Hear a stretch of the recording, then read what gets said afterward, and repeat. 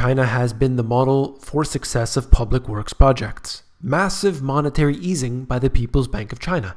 Countless methods of intervention by the government, and yet the nation is still unable to get the growth that they were trying to achieve. Is this the world dragging China down? You came here for the truth, so let me unveil that for you. Today, we are going to look at China. Let's begin. This is the PMI, China's manufacturing PMI and China's services PMI. Looking at this, you can see that it has recently taken a dip. Many people would suggest that this has increased over the past 2 years, and so everything is doing just fine. First, I want to mention the fact that this is an indicator that does tend to fluctuate, so take it for what it is here. I would also like to mention the fact that we are now at levels that we had not seen since 2014. And that is very important. China needs manufacturing. Of course, they intend on diversifying out of that as the years go on, but surely they are seen as the engine, the manufacturing engine around the world. They are doing most of it, and every country is willing to buy up what China has. So I would suggest to everyone to think about this for a moment. Is this because other nations have been trying to basically take away from China and do much of the manufacturing? Maybe it's Mexico, for example, exporting into the US. Or do you look at this and say China is not able to produce what the world wants? Or is this the global economy suffering, and as a whole, everything's being brought down, less exports are required, and therefore the PMI has declined? There are many different reasons why this could be happening, and I'll leave them up to you to decide. Capital Economics China Activity Proxy and Official GDP. So let's just take it as the official GDP, the purple line here. We're looking at this from the beginning of 2001, and you had seen the GDP rising and rising and rising, very high in fact, peaking around 14%. And we had the Great Recession, the dead cat bounce afterwards, and ever since then, we have seen this nice gentle slope downward to approximately 7% at this time. I'd like to note, a few years ago, I did a video about China and how there was an individual who had recalculated the Chinese GDP based on some estimates, based on some figures. And it was approximately 4%, and that was when we were around 8%. So we can expect that we are a few percentage points lower than what we are being told, at the very least. So it's 4%, maybe 3% today, based on those estimates.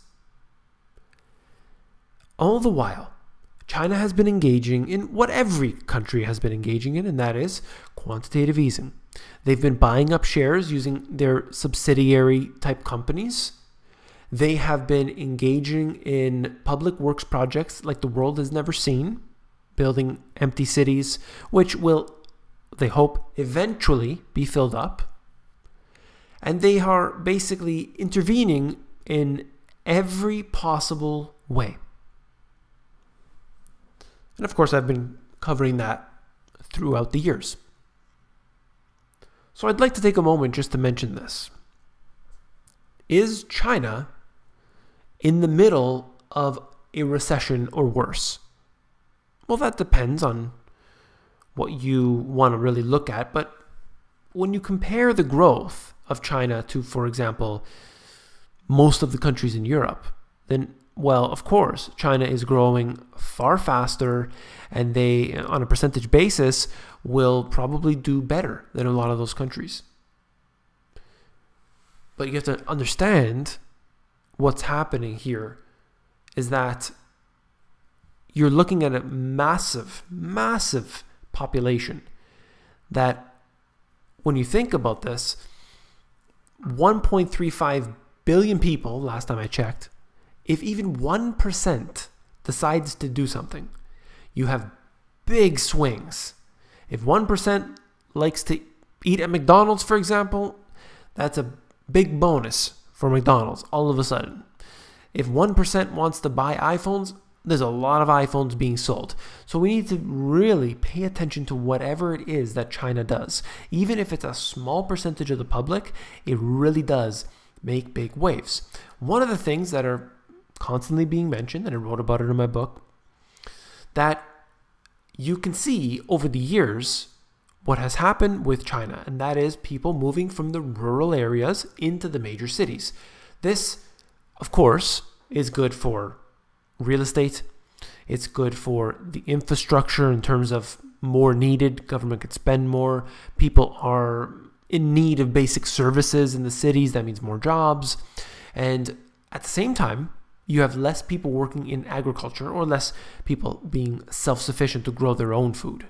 So what do? They're moving into the cities. That puts more pressure on the farmers. That means potentially agricultural prices could go up. But we haven't seen that, that's for sure. So the farmers basically are getting the short end of the stick right now because there's actually more demand for food. But there's a lot to that. By the way, the best possible book on any commodity, that is, you can read Hot Commodities by Jim Rogers. He literally gets into all the detail. In fact, I'm going to do a video in the near future about the books that I have read, some of the books that I have read, the ones that I recommend. Okay, let me move on. Look at this. This chief fixed income analyst doesn't mince his words when it comes to the rout in Chinese bonds. Considering the pace of the slump, which is very fast, it's fair to say we are likely in a bond disaster. That's pretty serious talk right there.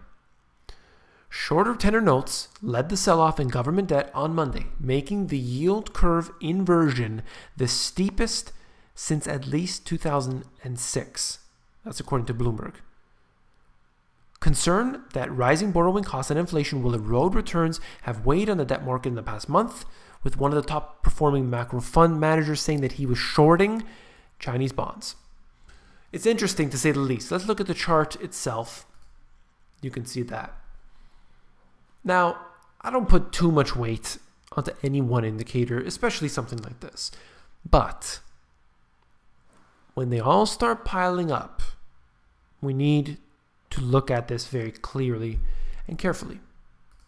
This was from my book, my first book. And this is basically a diagram showing you what China does with the West. It's an oversimplified diagram, but it's something I think is important. Essentially, the US or the West exchanges with China. The US gives them IOUs or bonds, and China gives products. Real goods for paper. And that's where China really has an advantage, because they are able to hold onto that debt. Now, the US may default on its debt, but I don't see that happening. China is holding on to the world's debt. Some would say that's terrible, but in this very strange world that we live in today, those who are in control of the debt are in control of the world. China does have a lot of growth potential in the future, but I've said this many times. Expect bumps along the road, that's for sure. If you found this video informative, please give me a thumbs up. Last but not least, if you found the video informative, I know you will find my books, The Money GPS. That's the first one. That's where I get into all the diagrams and the charts.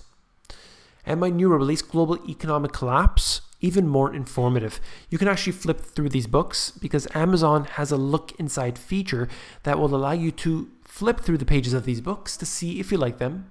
Take care.